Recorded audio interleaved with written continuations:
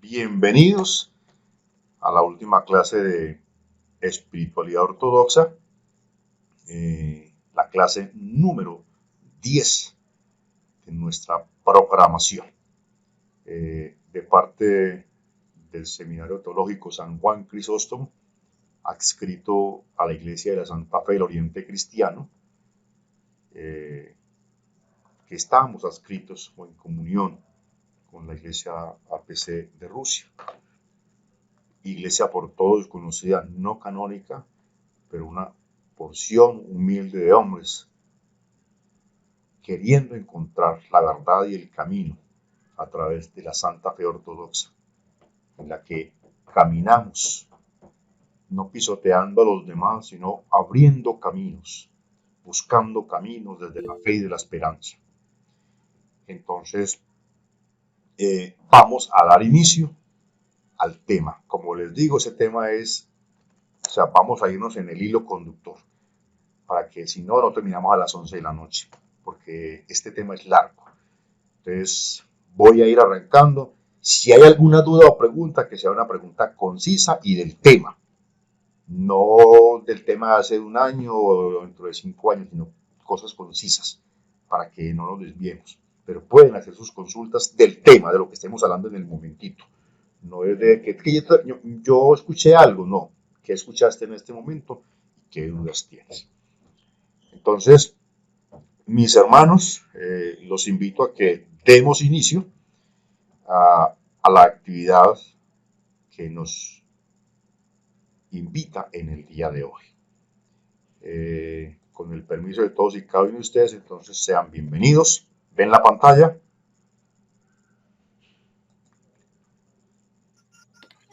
Sí, monseñor. Sí, monseñor, yo la pantalla, sí, monseñor. Oh, Sí, señor. muy bien. Entonces, vamos.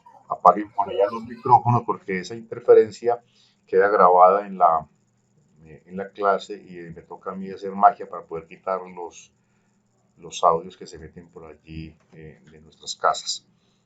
Lo van a encender si van a intervenir para que nos quede todo perfectamente. Entonces, espiritualidad cristiana ortodoxa. El tema de hoy es fuentes de la sana doctrina. Bueno, ya saben la hora que estaba, el día que estaba programado, pero hoy lo estamos haciendo 15 de junio del año 2021. Nos encontramos en el nombre del Padre, del Hijo y del Espíritu Santo. Amén.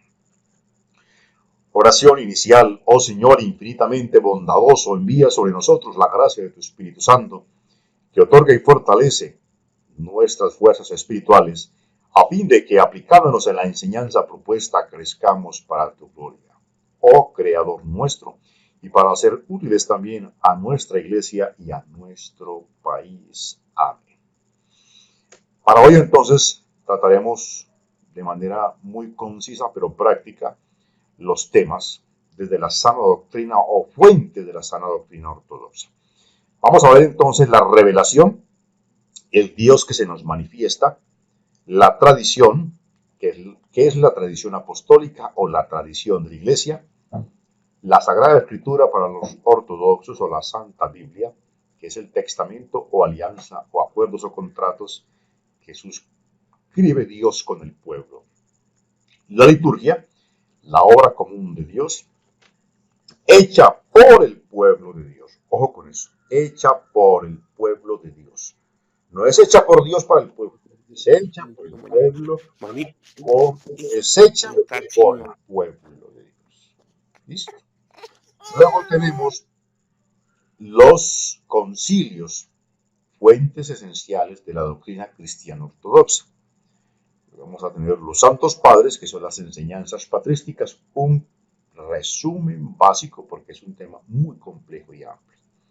Los santos, que son los santos dentro de la Iglesia ortodoxa, o quiénes son aquellos que comparten la santidad de Dios. Y para finalizar la temática de hoy, los cánones, normas para la doctrina y la práctica cristiana. También un resumen básico porque es un tema demasiado extenso y que requiere un análisis muy estructurado. Y que muy probablemente con la ayuda del Altísimo, si continuamos los cursos, pues iremos viendo o desglosando toda esta temática. Sean entonces bienvenidos una vez más y por última vez en el curso de Espiritualidad Ortodoxa a la clase número 10, la última clase de este pequeño curso, que compartimos, valga la aclaración, sin ánimo de lucro, con el único propósito de compartir las enseñanzas. Enseñanzas, como se lo dije desde el principio, estrictamente de la Iglesia Ortodoxa, basados de lo que hemos aprendido, de lo que hemos recibido, única y exclusivamente de autores, escritores y docentes ortodoxos reconocidos dentro de la sana ortodoxia canónica y no canónica, pero el 99% son de autores canónicos aceptados y aprobados por la ortodoxia universal. Y damos inicio con el primer tema, la revelación. Entonces, estando ya en esa disposición, vamos entonces al primer tema de este compendio, lo que es la revelación. Entonces, estando ya ubicados en lo que es y debe ser la revelación, nos disponemos entonces con la ayuda del Todopoderoso. Entonces, Dios hoy y siempre y constantemente se ha manifestado a sus criaturas. Sin embargo, Él no ha revelado su ser más íntimo, ya que su esencial totalidad no puede ser comprendida por las criaturas. Eso lo vimos en la clase 2 y la clase número 3. Dios verdaderamente ha mostrado solo lo que los hombres pueden ver y comprender de su naturaleza y voluntad divina. Esa manifestación de Dios la entendemos y la conocemos como la perfecta revelación de Dios. Perfecta revelación de Dios. Y esa perfecta revelación de Dios se hace perfecta en su Hijo Jesucristo. Porque Él, nuestro Señor Jesucristo, es el cumplimiento de la revelación, tanto gradual y parcial de Dios, tanto en el Antiguo Testamento como en el resucitado del Nuevo Testamento. Jesús es el único verdaderamente, el que es bendito y que viene a nosotros en el nombre del Señor. Por su revelación, Dios mismo nos muestra el fin de una vida auténtica y el medio de adquirirla. Y como lo hemos dicho más de una vez, nuestro propósito como cristianos ortodoxos es intentar, impulsar, caminar, buscando ser santos como santo es el Padre. La revelación es dada a la Iglesia, es decir, a una comunidad de hombres que ya han deseado la unión con Dios y entre ellos mismos. Y el Espíritu guarda la revelación divina, que es la experiencia viviente de la unión con Dios. Y ya empezamos a desglosar entonces la manifestación trinitaria en la Iglesia. Esa manifestación trinitaria se hace realidad en Jesús con la fuerza del Espíritu. ¿Por qué? Porque Jesús vino a los hombres como el divino Maestro enviado por Dios. Él enseña la voluntad de Dios y hace conocer a Dios a los hombres humanos, a los seres humanos. Revela paso a paso y con amor en una totalidad, tanto como los seres humanos pueden llegar a comprender los misterios del reino de Dios. Y créanme que es satisfactorio encontrarnos con la realidad de lo oculto que es revelado a los hombres única y exclusivamente a través de su Hijo Jesucristo. Entonces, tendremos que asumir, no solamente asumirlo, sino asimilarlo para nosotros, que Jesús llega a los hombres como el divino maestro, la autoridad, la esencia, la pura energía de Dios manifestada en nuestro Señor Jesucristo. La plenitud y perfección, vuelvo y repito, de la revelación de Dios se encuentra en su Hijo Jesucristo. Él es el cumplimiento de la revelación gradual y parcial, tanto en el Nuevo como en el Antiguo Testamento. San Juan, en el capítulo 12, versículos 44 y 50, nos lo explica y nos lo manifiesta. El que cree en mí, no cree en mí, sino en el que me envió. Esa humildad se manifiesta aquí también. Y el que me ve, ve al que me envió. Yo, la luz, he venido al mundo a fin de que quien crea en mí no permanezca en tinieblas. Porque no he hablado por mi propia cuenta. El Padre que me envió, Él me dio mandamiento de lo que he de decir y lo que he de hablar. Y sé que su mandamiento es vida eterna.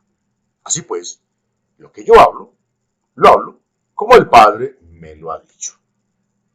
Ven entonces cómo y por qué se nos manifiesta en Jesús de Nazaret el Logos eterno, el Verbo encarnado. Se nos da libremente a quien quiera aceptarlo, a quien quiera recibirlo, porque le hemos dicho que Dios no está obligando al hombre, Dios está invitando al hombre. ¿Y quiénes? Desde un papel de la sana doctrina de la vida cristiana ortodoxa, hemos creído, asumido y entendido la invitación de Jesús, nos compete a nosotros intentar caminar de la mejor y la mejor manera correcta. Porque estamos recibiendo la revelación nada más y nada menos que de nuestro Señor Jesucristo. Revelación, entonces, ojo con esto, es la manifestación de una verdad desconocida. Por eso se llama revelación. Se revela lo que no se conocía. La revelación es entonces iluminación del entendimiento. La religión revelada tiene tres fases o manifestaciones que forman 3 grados de la religión sobrenatural.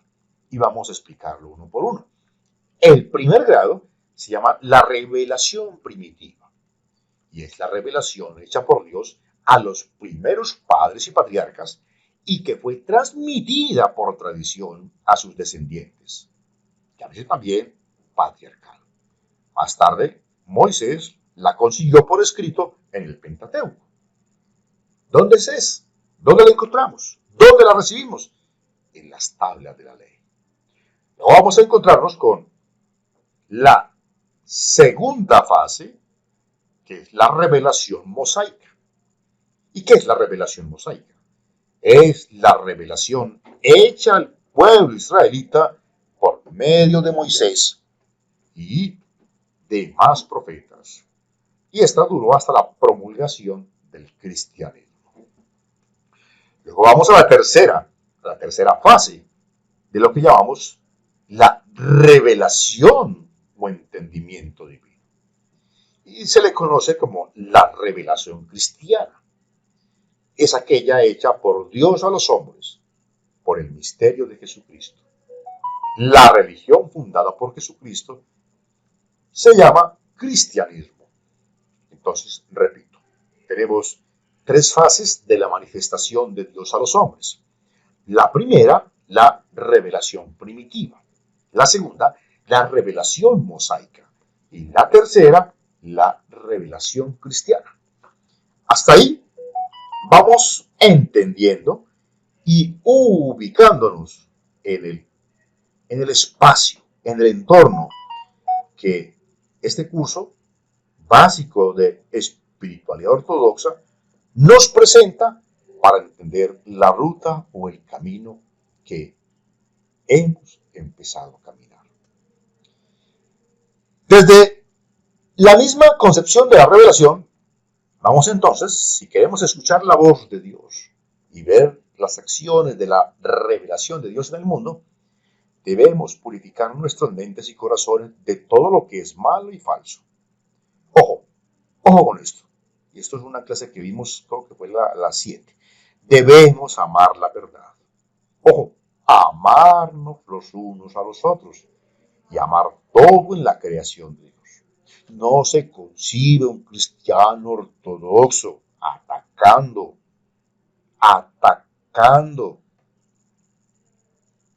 creándole mentiras, engaños a otro cristiano ortodoxo. A cualquiera, a ningún cristiano. Quien lo haga no es un verdadero cristiano. No podemos escondernos con la excusa de que estamos defendiendo la fe, y defendiendo la fe estamos hundiendo la fe.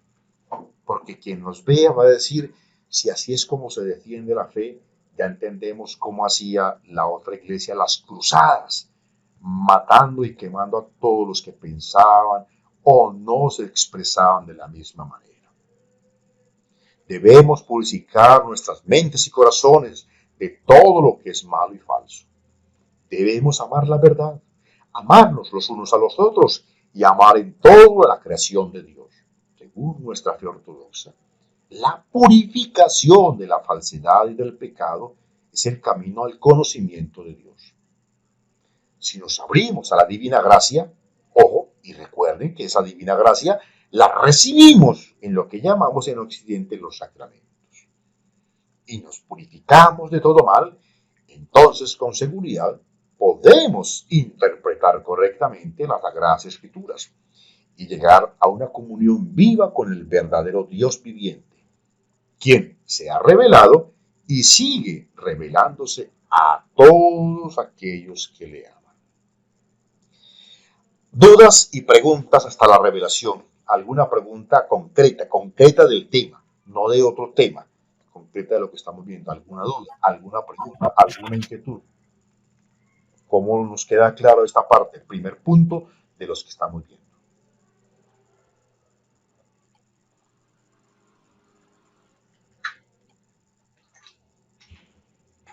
¿Dudas? No, señor, por acá todo claro. Todo está muy bien, monseñor. Todo claro, monseñor. Ok.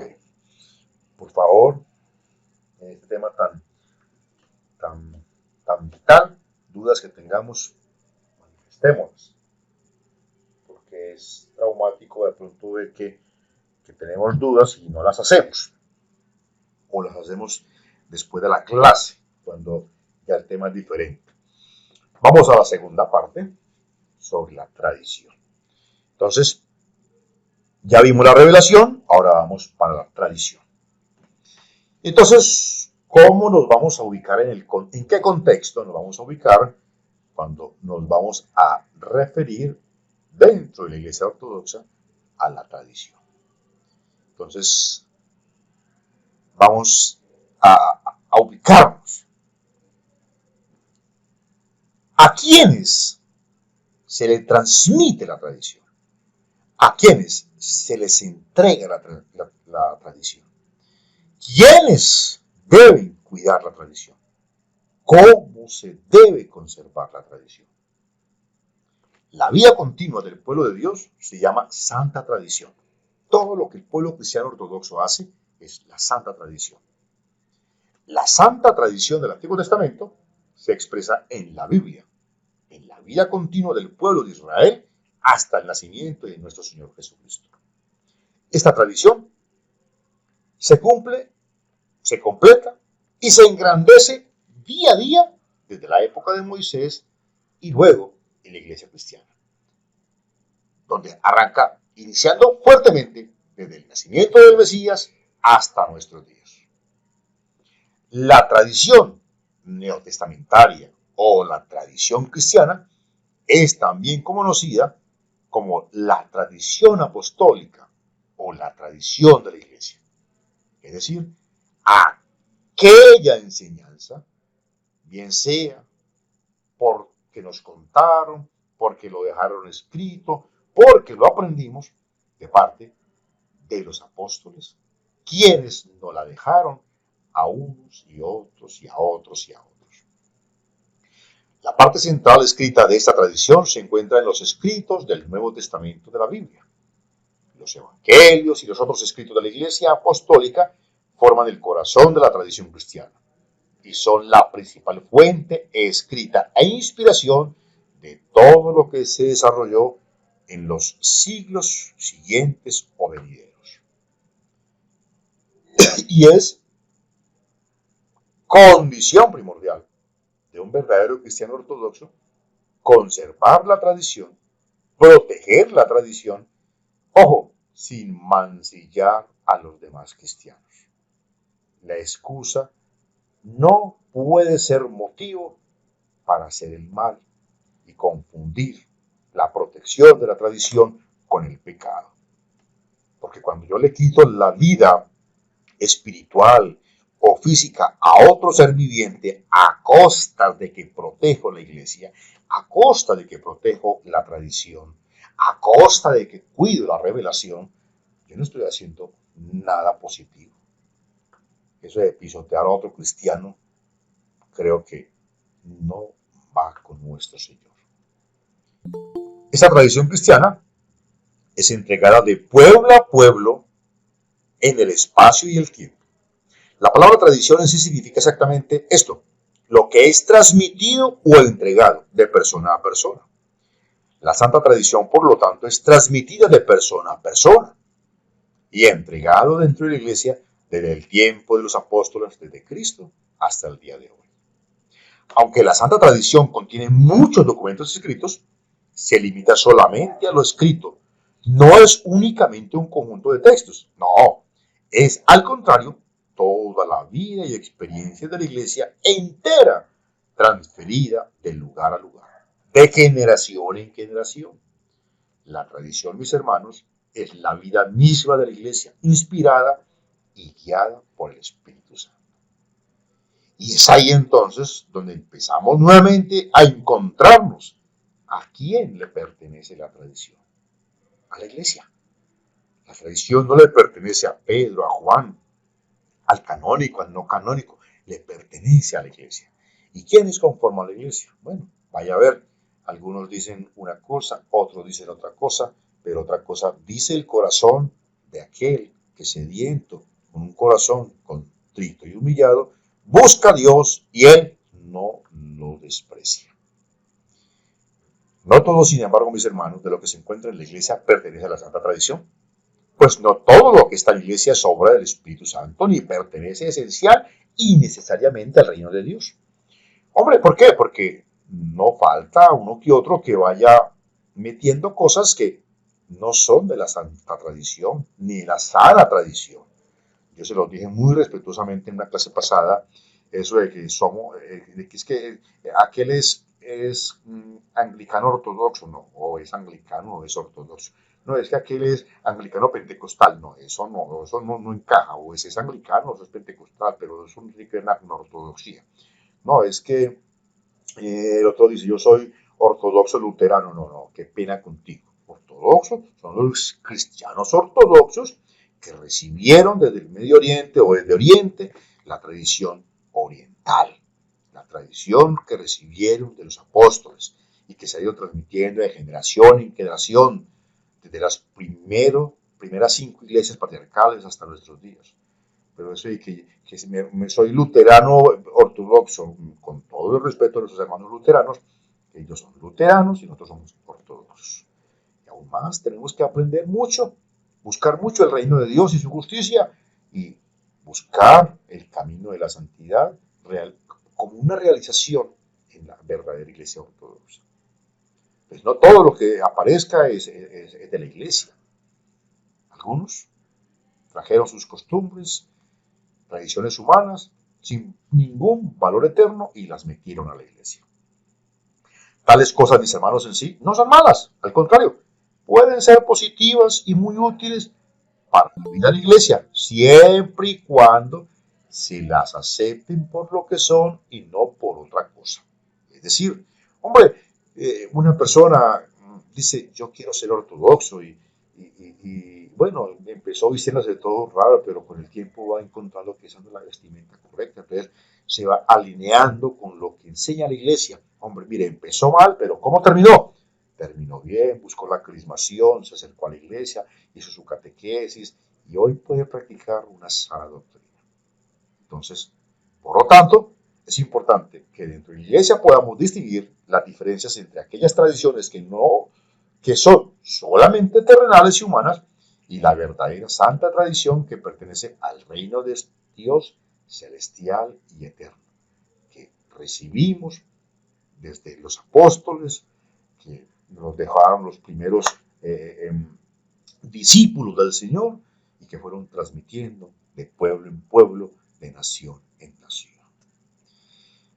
Es importante también reconocer que existen en la iglesia ciertas cosas que no pertenecen a la santa tradición y que tampoco se deben contar entre sus tradiciones humanas y positivas. Estas cosas son simples y sencillamente malas y son traídas a la iglesia desde el mal del mundo. La iglesia en su forma humana, como una institución terrestre, no es inmune ni está protegida de las faltas de sus miembros pecadores.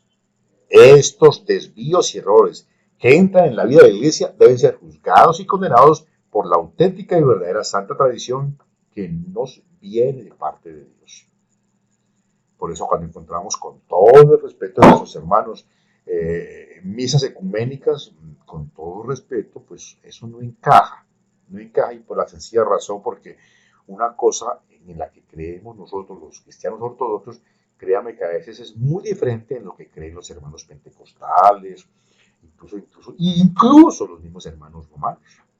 Y ya ustedes sabrán cuáles son y que poco a poco, si no lo sabemos, vamos a ir descubriéndolas en el caminar de esta vida. Entonces, tenemos que aprender a diferenciar. No, que es que somos ortodoxos carismáticos, con todo el respeto del mundo, eso no encaja allí.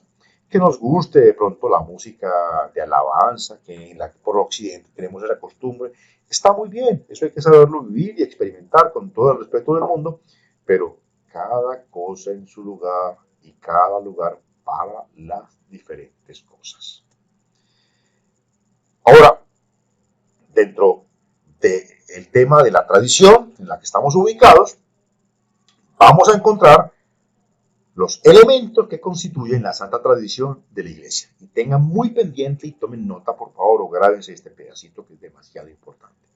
Primero, la Biblia nuestra está en el primer lugar. Las Sagradas Escrituras están en el primer lugar de la tradición.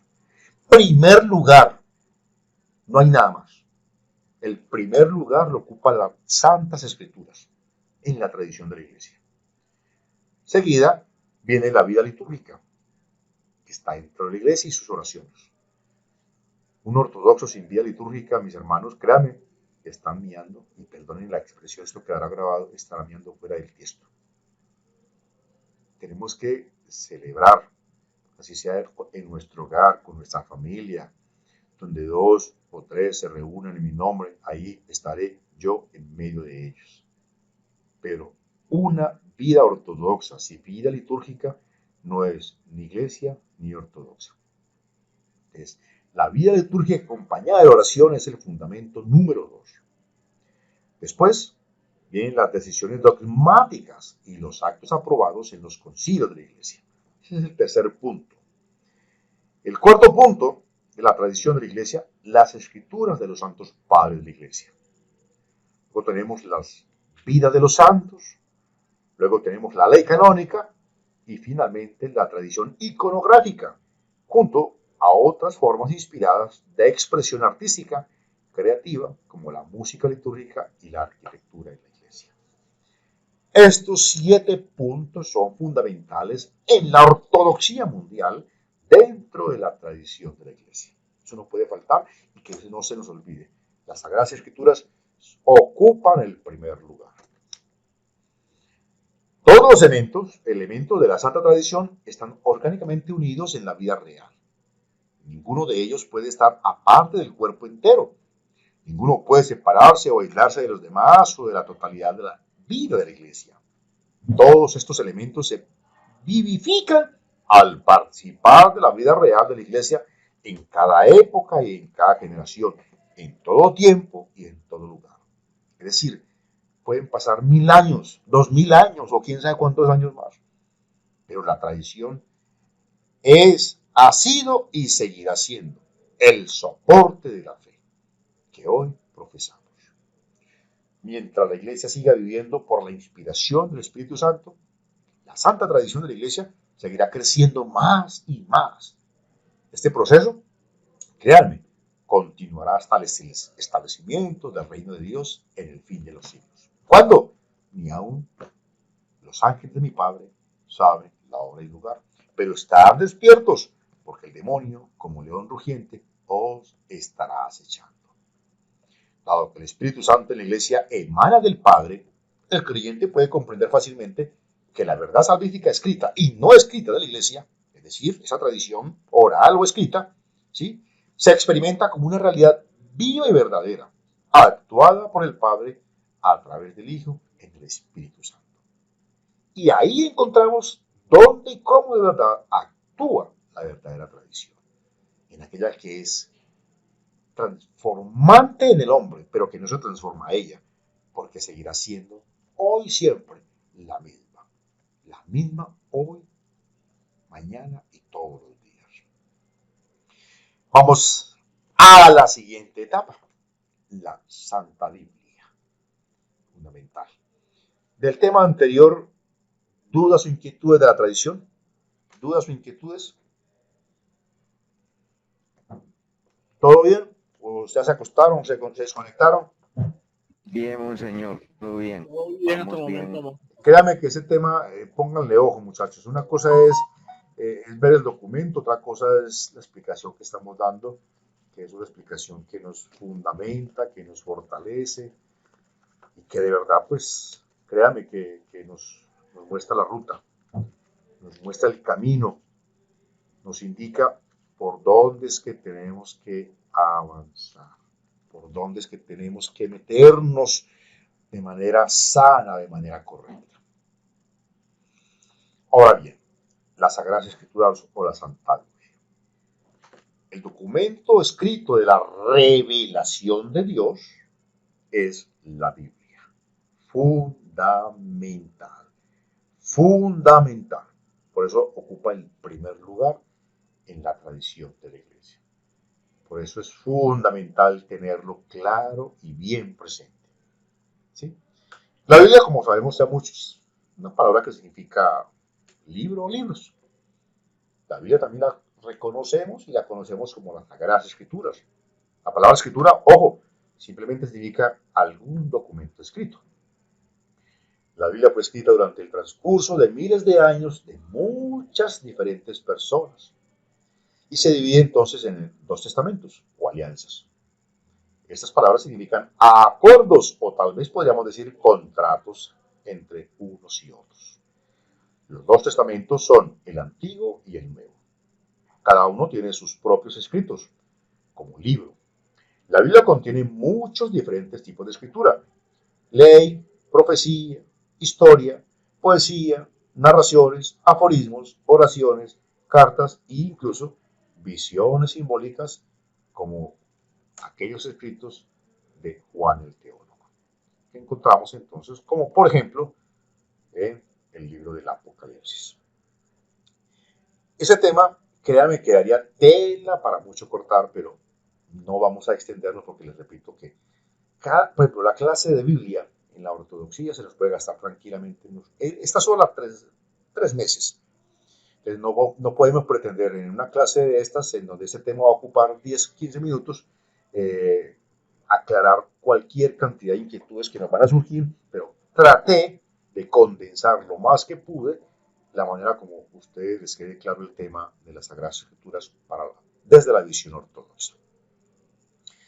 Nuestra Iglesia Ortodoxa ha recibido en herencia lo que se llama la Biblia de Septuaginta, o la que se conoce como la de los 70. Se trata de la Biblia traducida al griego de los libros hebreos ciertamente promasotéricos. Entonces, esos protomasoréticos se conocen aquellos textos heredados de las escuelas rabínicas, que fue realizada entonces esta edición o esta versión de la Biblia de los 70 por 70 o 72 traductores judíos en Alejandría, en la isla de Paros, a principios del tercer siglo antes de Cristo. Antes de Cristo. Ojo con eso. Antes de Cristo. Según Filón de Alejandría, esta Biblia fue inspirada por Dios, como lo citó el gran teólogo Eusebio, obispo de Cesarea. Entonces, empezamos a partir que la Iglesia Ortodoxa sustenta sus enseñanzas en una Biblia demasiado antigua, una recopilación demasiado antigua, 3 siglos antes de Cristo. Aquí entonces no podemos estar diciendo que es que tenemos la versión de Valera de 1900 tal, 1900 tal. No, señor. Estamos hablando de que la Iglesia Ortodoxa sustenta sus enseñanzas en la primera versión o edición bíblica para nosotros los cristianos ortodoxos, aquella que 3 siglos antes de Cristo, en Alejandría, unos sabios se reunieron para hacer las traducciones correspondientes y poder traer a nosotros una enseñanza propia, directa e inspirada por Dios. Al inicio, mis hermanos, de la era cristiana, otros textos judíos directamente escritos en griego fueron añadidos a esta Biblia Septuaginta, la cual fue adoptada por los primeros cristianos, especialmente por los padres apostólicos. Sin embargo, fue rechazada por el judaísmo palestino, que procedió a fijar el canon de su propia Biblia, o Tanaj. Probablemente estamos hablando del tercer siglo después de Cristo. Este canon, y ahí vamos a encontrar que va a coincidir con algunos concilios ecuménicos. Este canon, conocido por Tanaj, consiste en la retención de los libros existentes exclusivamente en hebreo. En esto radica la controversia entre la sinagoga y la iglesia. Y ya vayan teniendo claros esos precedentes. Para el cristiano, la Septuaginta parece de suma importancia, ya que de ella deriva todo el léxico teológico litúrgico de la iglesia, en donde los salmos se rezan tal cual, tal cual. En los libros antiguos de la iglesia ortodoxa podemos verlos mucho más eficientes. Bueno, lastimosamente, y voy a pecar con lo que voy a decir, la iglesia ortodoxa que ha llegado a América Latina buscando la manera de llegar mucho más directamente a los conversos, pues han ido utilizando algunas versiones latinas que a veces pues no son tan ortodoxas, pero que intentan hacer algo. Pero eso a veces suele ser un error. Por eso hay que apoyarnos cuando tenemos una Biblia que no es relativamente antigua, tenemos que apoyarnos ojalá en textos muy antiguos o tener ayudas para poder entender la información sagrada que encontramos. En el Nuevo Testamento se encuentra implícita o explícitamente alrededor de 350 menciones del Antiguo Testamento. Entre ellas, 300 se refieren a la Septuaginta y el resto se refiere a los textos hebreos. Por tanto, mis hermanos, la versión de los 70 es esencial para entender el Antiguo Testamento a la luz, hoy en día, del Nuevo Testamento. Para el cristiano ortodoxo, la Biblia es la principal fuente escrita en la doctrina divina, ya que Dios mismo inspiró su escritura por su Santo Espíritu. Y ponemos aquí algunos textos, quien quiera tomarlo allí. Segunda de Timoteo, capítulo 3, 16, y segunda de Pedro, capítulo 1, versículo 20. Esta es la doctrina de la inspiración de la Biblia, es decir, que hombres inspirados por Dios escribieron las palabras que son verdaderamente sus propias palabras humanas. Toda palabra, ojo con eso, es humana, pero que sin embargo se puede llamar en su conjunto la palabra de Dios. Así, mis hermanos, la Biblia es la palabra de Dios en forma escrita, pues contiene no solamente los pensamientos y experiencias de los hombres, sino, ojo, mire, la revelación del mismo Dios. La revelación del mismo Dios. Y eso es totalmente importante. Mis hermanos, el corazón de la Biblia, de la palabra de Dios escrita a la manera de los hombres, es la persona del Verbo viviente de Dios Jesucristo. todas las partes de la Biblia se interpretan en la Iglesia Ortodoxa, ojo, a la luz de Cristo, no a la luz del vecino, ni a la luz del Papa, ni a la luz del patriarca, no, a la luz de Cristo. Recuerden que la Iglesia Ortodoxa es trinitaria, pero es cristocéntrica. Pues todo lo que está en la Biblia conduce a Cristo y habla acerca de Él. Por ejemplo, si nos remitimos a Lucas 24:44. Se simboliza esto en la Iglesia Ortodoxa por el hecho de que es solamente el libro de los 4 evangelios, ojo, el que se encuentra entronizado en el altar, y no la Biblia entera, aunque lastimosamente, pues algunos, a veces en Transcorre cometemos esa falta de poner la Biblia grande allí bien bonito, pero debe ser los 4 evangelios, son los que deben ir allí, o el evangeliario, o el libro de los apóstoles, que también se le conoce como el libro de los apóstoles, es el que debe ir allí entronizado en el altar. ¿Sí? Esto es así porque todo lo que está en la Biblia se cumple en donde? En Cristo, confirmando y reafirmando una vez más que la iglesia es cristocéntrica. Cristocéntrica. ¿Dudas, inquietudes? Vuelvo y repito, la Santa Biblia como tema es un tema que nos puede gastar 3, 4 meses y bueno, de hecho es una especialización en muchas áreas de la formación de 2 y 3 años y muchas personas se quedan 4, 5, 10, 8 años estudiando las Sagradas Escrituras y no terminan de entender tanta maravilla acumulada en tan poco. ¿Cómo vamos hasta el momento? Todo bien, Monse. Bueno, por el momento bien, Monse. Créanme, ofrezco excusas si se me cansan, pero este tema es un tema que es dispendioso y que es un tema, como le dije al principio, que sería para dar en 3 o 4 clases, pero traté de que este resumen final de todo lo que hemos visto se condense en la estructura general de la fe ortodoxa como camino a la espiritualidad ortodoxa, vale la redundancia. Vamos para el siguiente tema, la liturgia. Ya vamos llegando casi a la mitad de la temática de hoy. La palabra liturgia en sí significa la obra o acción común de un grupo particular de personas para el bien de todos. Entonces, miren, la divina liturgia de la iglesia cristiana significa la obra común de Dios hecha por el pueblo de Dios. Esta parte quiero que me le pongan mucha atención, se lo suplico, que le pongan mucha atención porque vamos a ver algunas cosas aquí que wow, ¿cómo así? Ah, bueno, ya voy entendiendo. La liturgia del Antiguo Testamento era el culto oficial en el Templo de Jerusalén de acuerdo a la ley de Moisés, como también las fiestas y ayunos anuales, y las oraciones y servicios privados efectuados por los israelitas en sus casas o incluso en las mismas sinagogas. Por definición, las sinagogas son casas de reunión o de oración, no son templos, puesto que según la ley mosaica había un solo templo en Jerusalén donde se celebraba el culto sacerdotal. Los israelitas se reunían en las mismas sinagogas para la oración, estudio de las escrituras, predicación y contemplación de la obra de Dios. Y eso lo entendemos incluso en muchas partes de las Sagradas Escrituras, incluso cuando nuestro Señor Jesucristo, infante, se le pierde a la Santísima Teotocos y a su padre adoptivo José, y va ¿a dónde? Allí, a hablar de la obra de Dios para con el pueblo. Entonces, esta pequeña introducción de la liturgia nos va llevando al siguiente paso. En la iglesia del Nuevo Testamento se centra la liturgia en la persona de Cristo. Pues y repito, porque la iglesia es cristocéntrica. Es principalmente una cristianización de la vida litúrgica del Antiguo Testamento.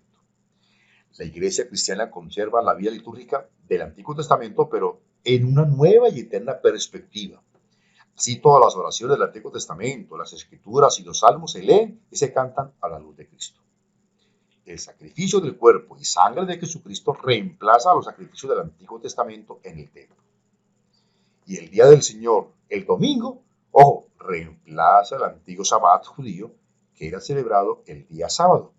Vamos empezando a ver las similitudes, pero que la iglesia fue organizando de tal manera que le sirviera al pueblo cristiano y no únicamente para el pueblo judío, a no ser que hayan conversos de judíos a cristianos.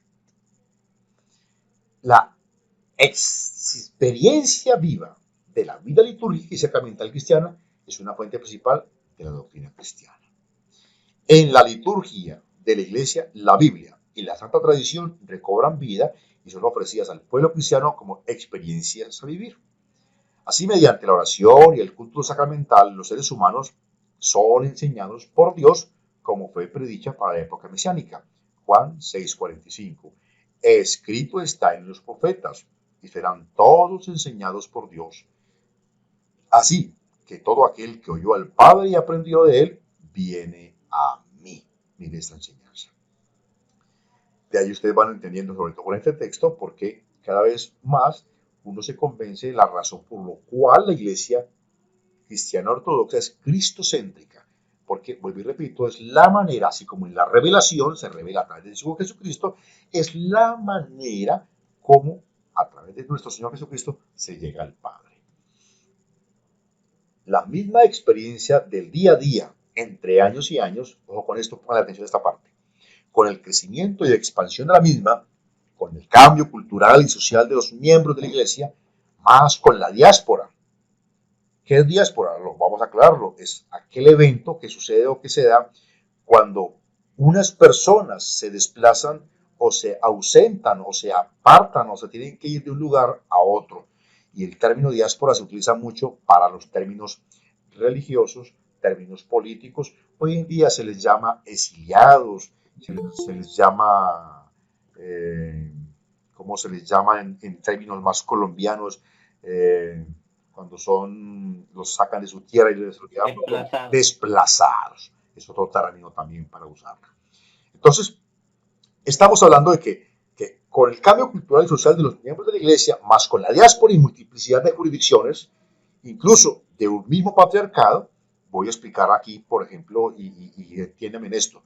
En una época, el patriarcado de Alejandría, que queda en África, tenía muchas iglesias en América. Bueno, ¿y por qué? Si eso está tan lejos, tenía misiones acá. Se hizo un acuerdo entre el Patriarcado Ecuménico de Constantinopla y el Patriarcado de Alejandría, y bueno, ustedes se me retiran de acá, usted dedíquese a África. Y así hoy en día funciona. Más adelante, de pronto, si nos da otra oportunidad, profundizaremos sobre la Iglesia Ortodoxa Africana, cómo creció y de qué manera, porque la Iglesia de Alejandría se dedicó por completo a evangelizar, a acompañar, a guiar al pueblo de Dios que habita en aquellas regiones del mundo. Entonces, vamos encontrando que esa multiplicidad de idiosincrasias y culturas ha hecho que con el tiempo y por necesidades pastorales o de economía sacramental, al interior de la misma Iglesia, conservando la ortodoxia y sana doctrina, se permitan y acepten otras manifestaciones litúrgicas que conservan la esencia trinitaria, cristológica, expresada en un mismo misterio. Lo anterior nos muestra y lleva a confrontar una realidad latente y propia del desarrollo de la Iglesia, como lo expresan muchos autores ortodoxos, entre ellos el reconocido arzobispo ortodoxo Calixto II, cuando habla de la ortodoxia occidental. Y ahí entramos muchos de nosotros, muchos de nosotros. Cabe realzar otro aspecto más de la ortodoxia occidental, que es la existencia, por limitada y tentativa que sea, de la ortodoxia del rito occidental. Equivale al catolicismo del rito oriental, pero al revés. Durante el primer milenio de la historia cristiana, antes de producirse el cisma entre Oriente y Occidente, se empleaban liturgias propias en Occidente, distintas al rito bizantino, pero plenamente reconocidas por la Iglesia universal y ortodoxa.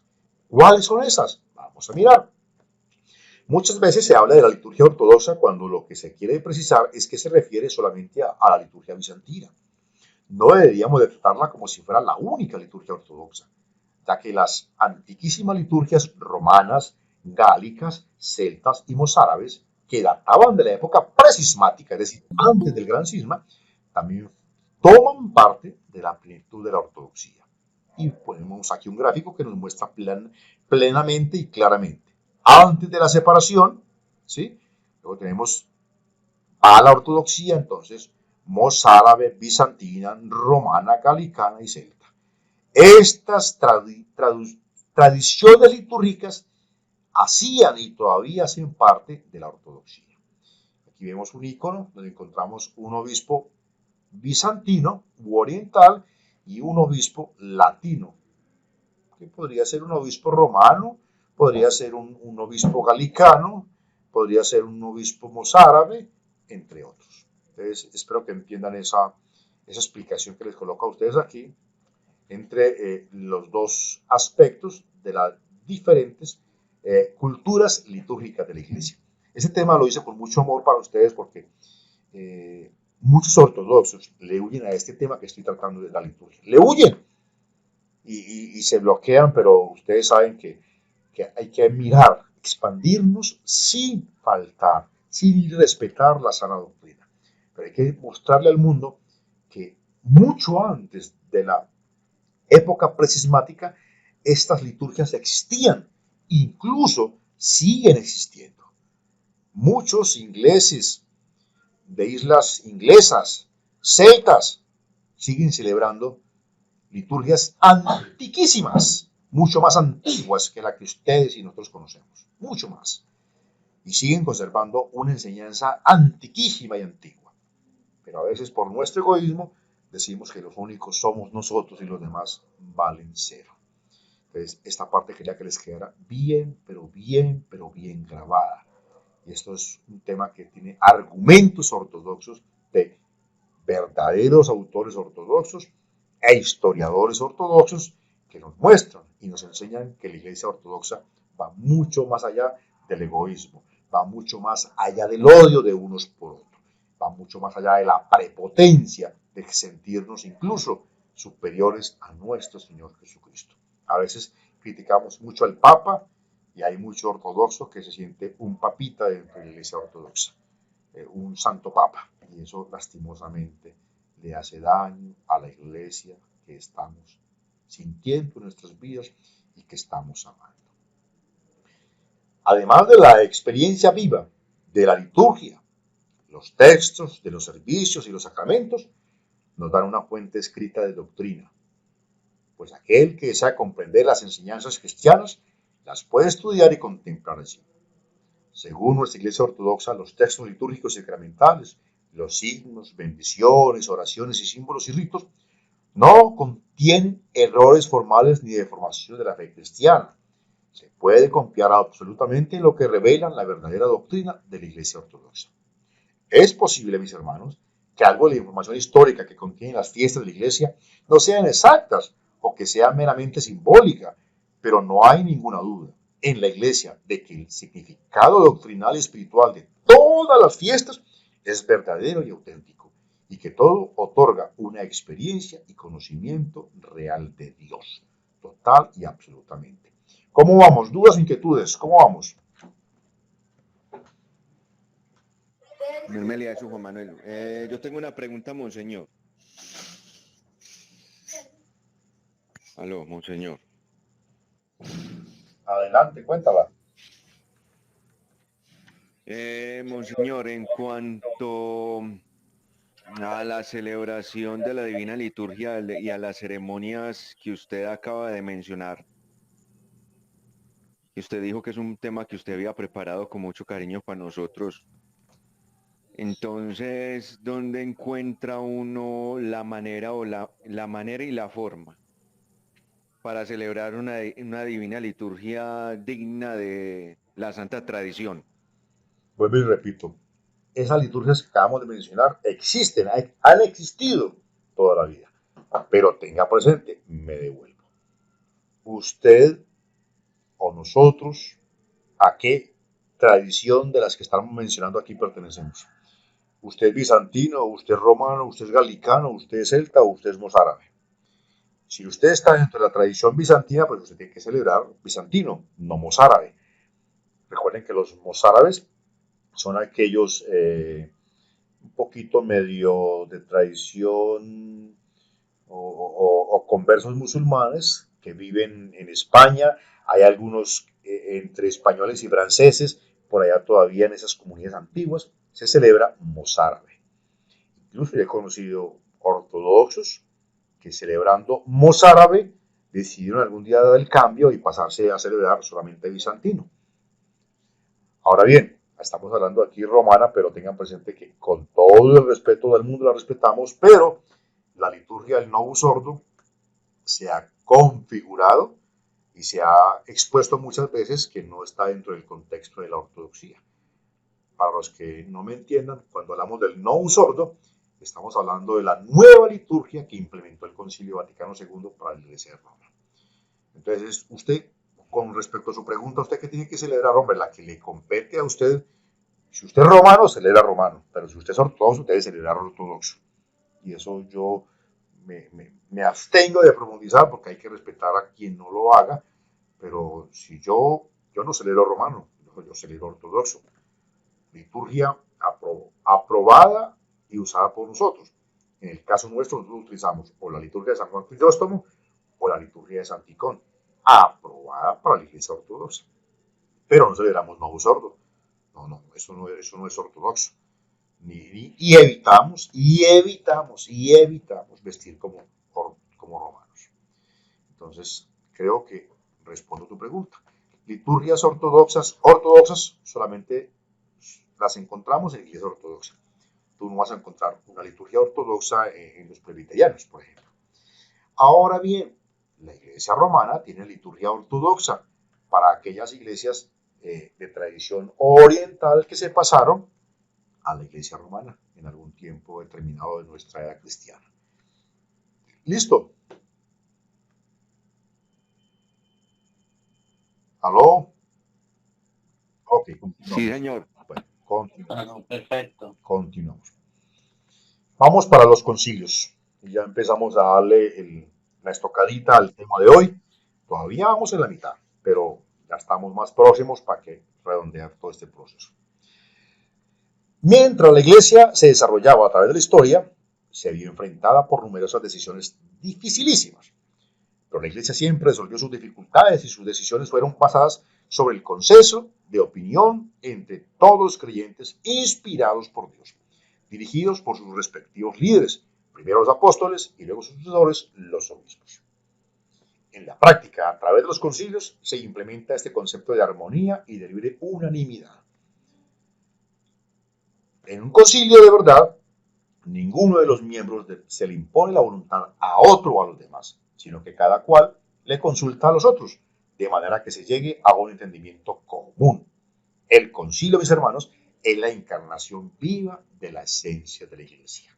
Es la encarnación viva de la esencia de la Iglesia. Por eso hay algunas polémicas hoy en día, porque a veces algunos quieren imponerles a otros en cuestión de consenso ecuménico o conciliar, y eso a veces daña las relaciones entre las iglesias. No voy a profundizar para no, como decimos, no calentar el parche, pero eso es una realidad que acontece y que ha acontecido todos los días y que seguirá aconteciendo, porque la iglesia está conformada por seres humanos. El primer concilio bíblico de la historia cristiana viene descrito en el capítulo 15 de los Hechos de los Apóstoles. Este lo encontramos en 15:28. Y se realizó en Jerusalén cuando los apóstoles se reunieron para resolver hasta qué punto los gentiles convertidos deberían observar la ley mosaica. Al concluir su decisión, los apóstoles decidieron, hicieron una declaración general que en otras circunstancias podrían parecer presuntuosas o muy elevadas. Y dijo así, abro comillas, el Espíritu Santo y nosotros hemos decidido. Los concilios posteriores se han atrevido a expresarse con la misma confianza. Casi todos terminan diciendo lo mismo. Y el Espíritu Santo y nosotros hemos decidido. Una persona, un individuo aislado, no podría pronunciar las palabras nos ha parecido a mí al Espíritu Santo. No, esas cosas no deben hacerse. Pero uno sigue viendo documentos por ahí donde personas que se presentan como obispos hacen eso. Yo y el Espíritu hemos decidido. Bien, pero bueno, al estar reunidos en concilio, los miembros de la iglesia tienen derecho a afirmar una autoridad entre todos que ninguno de ellos posee a nivel individual cuando se trata de eventos conciliares o generales de la iglesia. En el caso nuestro, por ejemplo, en el caso de nuestra iglesia particular, cada que tenemos sínodo, cada decisión la llevamos de común acuerdo para que todos digan sí o digan no. Y es una invitación que cuando a veces hacemos las reuniones privadas nuestras, todos decimos sí, y de 7 que dicen sí, responden 5, y los otros 2 se les olvidó que dijeron sí. Eso no está bien hecho. ¿Por qué? Porque nos comprometemos como iglesia y damos una respuesta individual a nombre de la iglesia. En varias ocasiones durante la historia de la iglesia fueron convocados concilios de todos los obispos de la iglesia. En la práctica, no todos los obispos podían asistir a estos concilios y no todos los concilios fueron automáticamente aprobados y aceptados por la iglesia en su santa tradición. Para la iglesia ortodoxa solamente 7 concilios, ojo, algunos de los cuales que fueron bastante reducidos en el número de obispos que asistieron a ellos, han recibido la aprobación universal de la iglesia entera en todo tiempo y lugar. A eso se les conoce, ahora llamamos como 7 concilios ecuménicos. Una iglesia ortodoxa que no tenga los 7 concilios no es ortodoxa. Uno ve por ahí iglesias ortodoxas que enseñando el Concilio Vaticano I, el Concilio Vaticano II, excúsenme, perdónenme, pero eso no es ortodoxo. Eso ténganlo claro. Dando enseñanzas sobre el Vaticano II, eso no es ortodoxo, eso no es de la iglesia. Entonces, tenemos en el Concilio de Nicea, que es el año 325, se formuló la primera parte del credo, definiendo la divinidad del Hijo de Dios. Este es otro tema, muchachos, que se puede gastar tan siquiera unas 3 o 4 clases. Tenemos Constantinopla, primero de Constantinopla, en el año 381, formuló la segunda parte del credo. Éfeso, en el año 431, definió a Cristo como el Verbo encarnado de Dios y a María la Santa Teotocos como Madre de Dios. El de Calcedonia, en el 451, definió a Cristo como Dios perfecto y hombre perfecto en una sola y única persona. El segundo de Constantinopla, en el 553, reafirmó la doctrina de la Santísima Trinidad y de Cristo.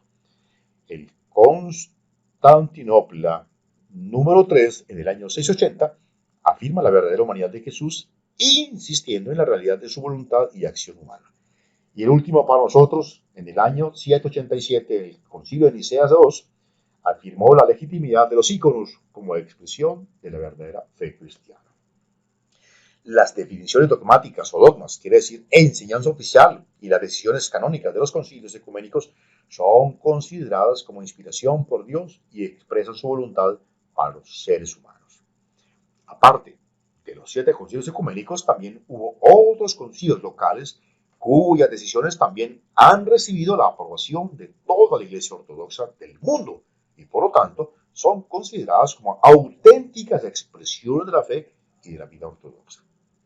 Las decisiones, mis hermanos, de estos concilios son principalmente de carácter moral o institucional. Sin embargo, también revelan la enseñanza de la verdadera Iglesia Ortodoxa. Hasta ahí, vuelvo y repito, eso es un tema que nos consumiría mucho, pero hasta ahí podemos avanzar, porque si no nos quedaría faltando otras 7 clases no más para hablar de este tema. Pero es maravilloso si pudiéramos teológicamente desglosar el porqué de cada concilio.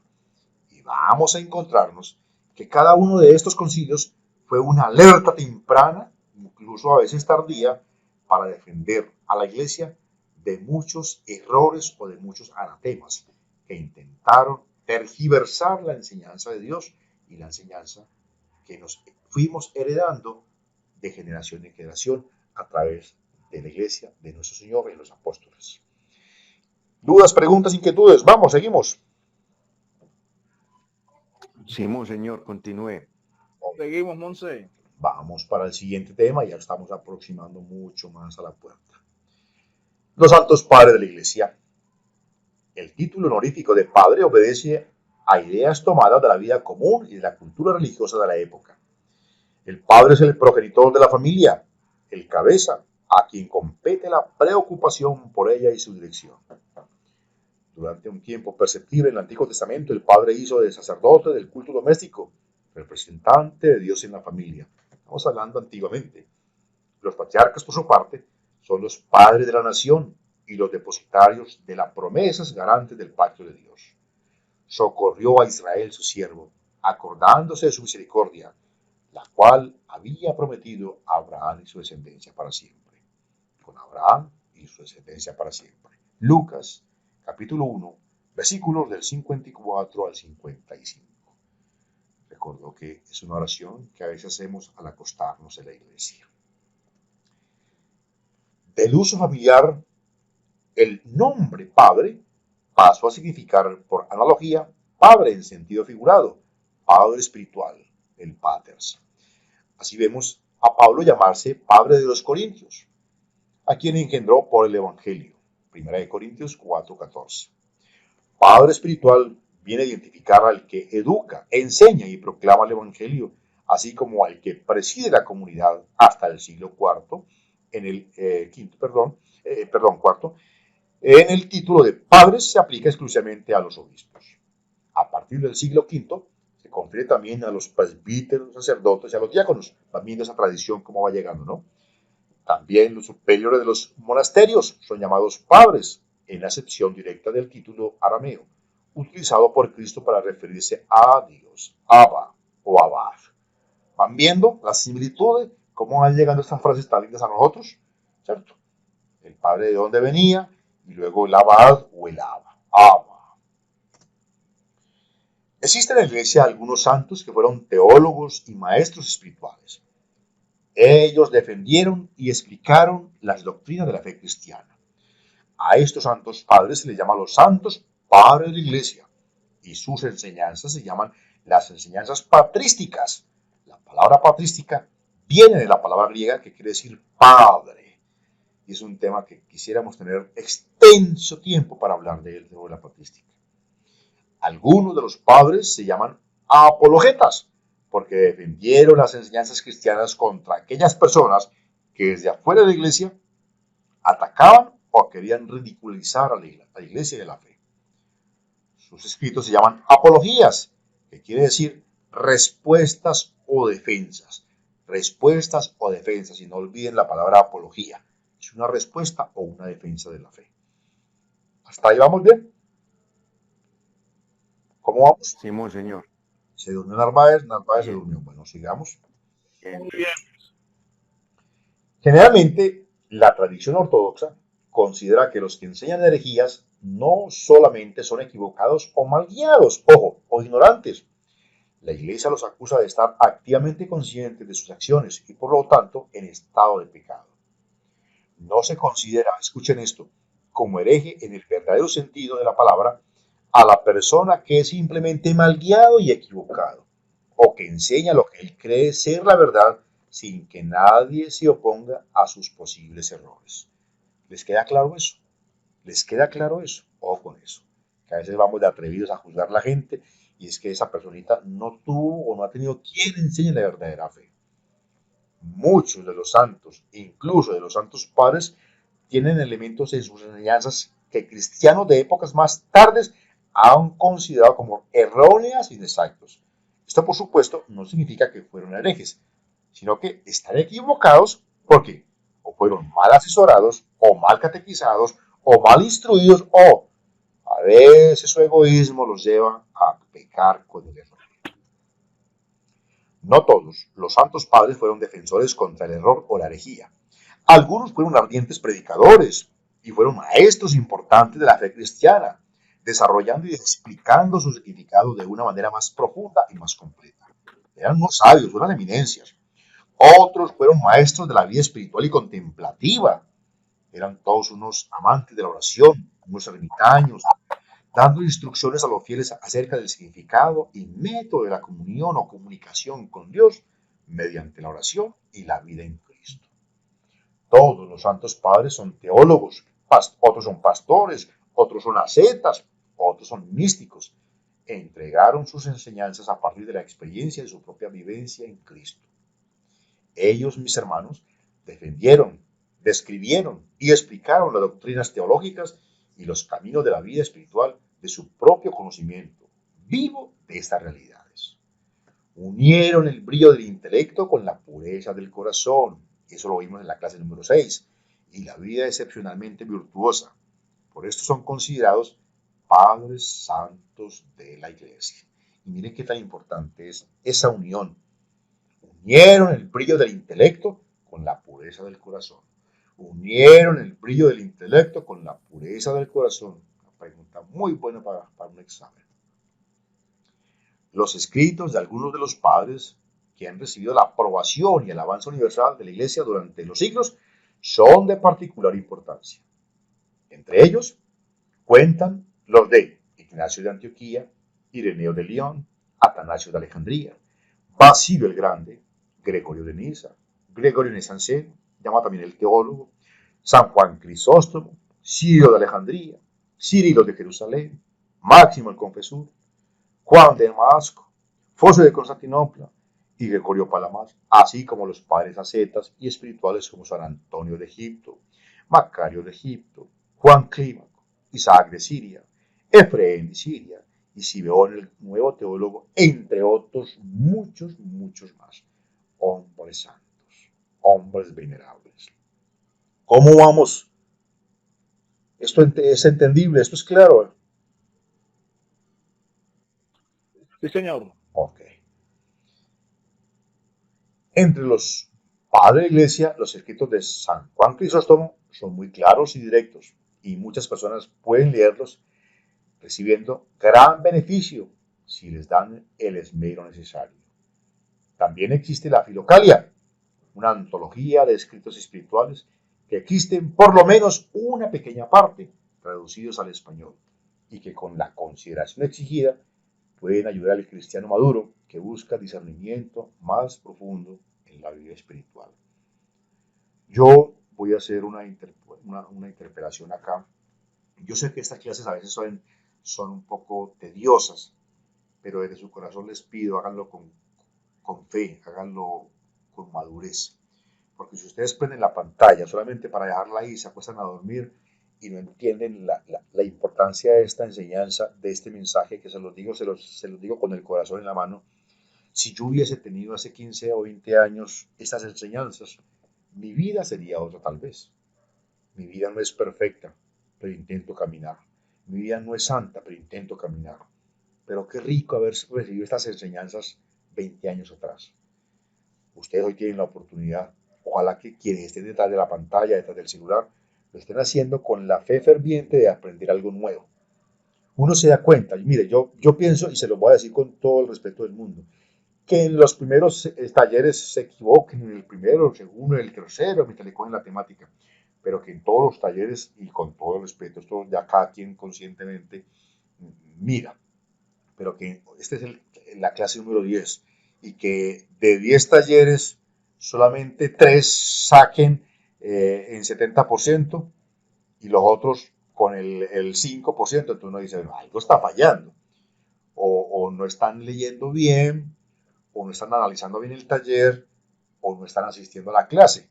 Es decir, no están cogiendo la explicación así, o vamos al caso más extremo, no están aprovechando el video de la clase. Hombre, yo no puedo estar en la clase, pero descargué mi clase, me senté, saqué la media hora, los 40 minutos y me vi todo el video bacano, la clase, tomé apuntes.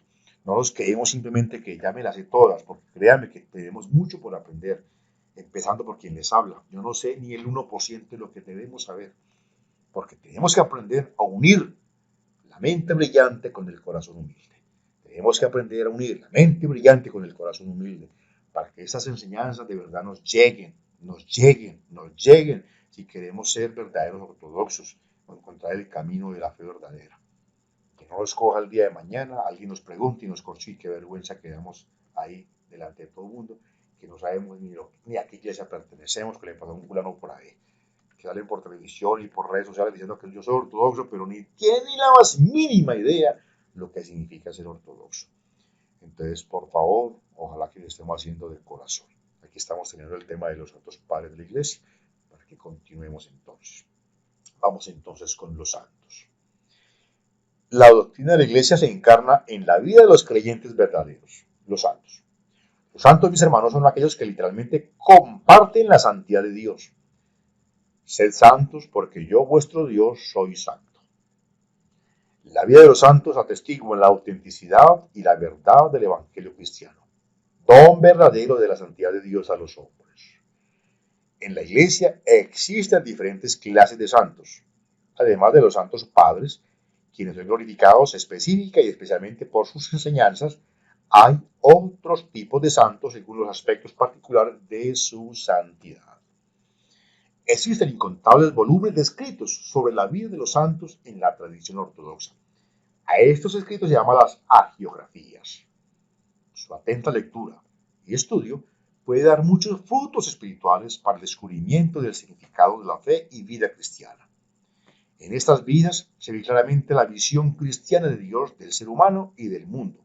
Sin embargo, como estos libros fueron escritos en épocas muy diferentes a la nuestra, es necesario leerlos cuidadosamente y con mucha atención para poder distinguir los puntos esenciales de los adornos artificiales y a veces fantasiosos, y ojo con esto, que frecuentemente fueron incluidos en eso. Y vamos a ver por qué. Lo que estamos diciendo aquí es que es bueno leer las hagiografías, pero que lastimosamente en los tiempos antiguos, algunos que escribían esas historias de los santos le agregaban un poco más de la cuenta, por necesidad o por ser más explícitos. En la Edad Media, por ejemplo, era costumbre adaptar sus vidas de los santos a obras literarias de épocas anteriores e incluso adornar la vida de los santos menos conocidos para que fueran más parecidas a santos anteriores del mismo tipo. También era bastante común agregar muchos elementos, particularmente acontecimientos sobrenaturales y milagrosos, de lo más extraordinario, para volver más creíble la genuina santidad del santo, aumentar su verdadera bondad y espiritualidad, y para alentar a sus oyentes, a los lectores, para imitar sus virtudes. En muchos casos, los milagros eran exagerados para enfatizar la rectitud ética y la pureza del santo frente a sus detractores. Eso es algo claro y innegable. Vamos entonces a la siguiente parte. Los cánones. Los cánones. Este es otro tema, mis hermanos, que nos podrían gastar tranquilamente 3 clases de 40 minutos cada clase. Aquí trataremos de condensar lo más práctico para ustedes y para que puedan compartirlo. Además de las definiciones doctrinales, los concilios ecuménicos redactaron cánones que tratan sobre la organización y la disciplina eclesiástica. Estos cánones también fueron elaborados por concilios locales y por obispos individuales. Teodoro, Balsamón, Sonarás y otros escritores bizantinos recolectaron y recopilaron los cánones con explicaciones y comentarios adjuntos. El comentario griego de mayor uso en el año 196 y 197, la actualidad, el Pedalión o Timón, fue editado en el año 1800 como parte de la obra de aquel infatigable santo, Nicodemo del Monte Santo. Esta es una joya, el Pedalión, pero lastimosamente no se consigue sino en griego o en arameo. Conseguirlo en español o otro idioma es muy difícil, pero bueno, algún día llegará a nosotros. En los cánones de la Iglesia se distinguen primero entre los que son de una naturaleza dogmática y doctrinal y los que son de un carácter práctico o ético o institucional. Luego, además, se hace la diferencia entre aquellos que pueden ser alterados o cambiados y los que no pueden ser alterados por ningún motivo en ninguna circunstancia. Los cánones dogmáticos son aquellas definiciones conciliares que hablan acerca de algún artículo de la fe cristiana, como por ejemplo, la naturaleza y la persona de Jesucristo. ¿Eso puede ser cambiado? ¿Qué dicen ustedes? ¿Ese canon puede ser cambiado?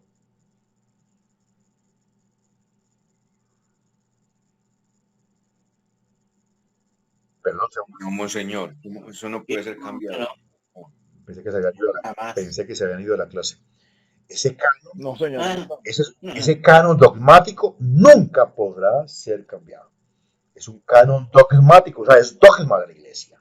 Es dogma de la iglesia. Es dogma de la iglesia. Ok. Aunque es posible explicar y desarrollar tales cánones en nuevas y diferentes palabras, particularmente mientras la tradición de la iglesia crece y se desarrolla en el tiempo. Su significado esencial permanece siempre eterno y sin variar. Algunos de los cánones de carácter moral y ético también pertenecen a los que son inalterables. Estos son los cánones morales, cuyo significado es absoluto y eterno, ojo con esto, y cuya violación no podría ser justificada de ninguna manera. Los cánones que prohíben la venta de los sacramentos de la iglesia corresponden a esta clase. ¿Por qué? Como un sacramento no se debe vender, eso hace parte de un canon moral y ético. Moral y ético. La simonía no entra aquí en este cuento. Pero también existen cánones de naturaleza práctica que pueden ser cambiados y que de hecho han sido cambiados durante la vida de la iglesia. Vamos a ver cuáles son. Un ejemplo de ese tipo es el canon que requiere que los sacerdotes de la iglesia no puedan ser ordenados antes de cumplir los 30 años de edad. Se puede decir que aunque ese tipo de canon permanece y ciertamente fija un ideal que teóricamente todavía puede ser valioso. Las necesidades de la iglesia han requerido que este canon a veces sea variado. ¿Eso lo entienden? O sea, por necesidad misionera o pastoral. Del mismo modo existen otros cánones que podrían ser modificados, pero que hasta ahora permanecen sin variar, ya que la iglesia ha mostrado el deseo de mantenerlos. Un ejemplo de ese tipo de canon es el que requiere que los obispos de la iglesia sean elegidos del clero célibe o viudo, pero que también puede ser modificado. Vamos entonces, los santos padres. En primer lugar, los cánones son de la iglesia y por lo tanto, perdón, aquí hay un error, me excusa. Esta palabra arriba, estamos hablando todavía de los cánones. No sé por qué se fue la parte de arriba, me van a excusar, por favor, ¿de acuerdo? Que les quede claro eso. Estamos hablando de los cánones. En primer lugar, los cánones son de la iglesia y por lo tanto no se debe considerarlos como leyes absolutas en el sentido jurídico. En segundo lugar, ciertamente los cánones no son exhaustivos y no cubren todos los aspectos posibles de la fe y vida cristiana. En tercer lugar, los cánones fueron enunciados en gran parte como respuesta a algún problema particular tocante al dogma o a la moral o bien a alguna desviación surgida en la vida de la iglesia y que por tanto lleva las marcas de alguna controversia específica que sobrevino en el curso de la historia que ha condicionado no solamente su formulación particular, sino incluso su propia existencia. Tomados aisladamente, los cánones de la iglesia pueden parecerse falaces y engañosos, de suerte que las personas superficiales puedan decir, oh bien, se los aplica a todos, o bien se los rechaza a todos. Sin embargo, ojo con esto, tomados en su conjunto, dentro de la plenitud de la vida ortodoxa, teológica, histórica, canónica y espiritualmente, estos y cada uno de los cánones ciertamente cumplen bien su rol y su función dentro de la iglesia y responden a una necesidad y muestran ser una rica fuente para el descubrimiento de la verdadera fe de la iglesia. Entonces, que nos quede claro que no todos los cánones pueden ser cambiados a nuestro antojo. Para apreciar verdaderamente los cánones de la iglesia, los factores principales son el conocimiento cristiano y la sabiduría cristiana, que nacen de un estudio serio y de su profundidad espiritual. No existe otra clave en su uso, otra forma, según nuestra fe ortodoxa, sería ni ortodoxa ni cristiana. Ah, que es que a Pepito Pérez le dio por cambiar la norma, entonces ya esto es así. No, señor. ¿Eso lo hace quién? Los conciliares, los concilios en conjunto, o algunas normas locales que el obispo podrá cambiar como lo considere necesario, acompañado de sus cleros o sus asesores. ¿Dudas y preguntas? ¿Dudas y preguntas? No, señor, todo claro por acá, Mis hermanos, hasta el momento. hemos terminado Monseñor, yo tengo una pregunta. hemos terminado nuestro curso de espiritualidad ortodoxa. Adelante, Padre. Los cánones de la Iglesia Ortodoxa, ellos, o sea, los tienen en un manual, en unos escritos. ¿En dónde están esos cánones? Existen, ya explicamos cuáles son esos, son los dogmáticos, por ejemplo. Existen y en la iglesia tradicional se manejan, se tienen, se estudian, es una parte de los estudios, no se toman al azar, no se ven una revistica de 3 páginas, son cánones que llevan en el análisis libros enteros de 180, 300 páginas, pero existen, como todo existe en la ortodoxia. Yo ahorita les dije que lastimosamente hay cosas que no nos llegan a nosotros porque todo está en griego o en hebreo, por lo de los antioquenos, y es difícil de conseguir, pero se puede conseguir. Ah, bueno, monseñor, esa era la pregunta. Mis hermanos, son las 9:18. Para la gloria de Dios, hemos terminado. Vamos a la oración final para que demos los apuntes finales del curso. Te agradecemos, oh Creador, el habernos concedido tu gracia para escuchar la enseñanza. Bendice a nuestros superiores, padres y maestros, que nos guían en el conocimiento del bien y danos la fuerza y firmeza para perseverar en nuestros estudios. Gloria al Padre, gloria al Hijo y gloria al Espíritu Santo. Como era en un principio, ahora y siempre, por los siglos de los siglos. Amén. El conocimiento de la plena verdad. Dios les bendiga. Una santa y feliz noche para todos y cada uno de ustedes. Internamente me pueden escribir dudas o inquietudes con el mayor de los gustos. Espero que esta clase le saquen jugo, la aprovechen, porque esta clase fue de las mejores, ya que es un compendio general. Y ojalá que ese material que les va a quedar a ustedes sepan darle buen uso. Compártanlo con personas que de verdad lo necesiten. ¿Listo? ¿Entendido? Eso téngalo por seguro. Bueno, gracias. Bueno, Bueno, señor, muchas Dios les gracias. bendiga. Amén. Voy a hacer los alimentos porque Gracias, Monse, por todo eso. ya tengo. Y sigan orando por mí. Claro, vamos, yo te veo muy bien, porque después te Bueno. digo, otra persona en tu caso, no sé cómo estaría. Dios te bendiga. Muchos ánimos y muchas bendiciones. Bueno, Amén. bye bye. Bueno.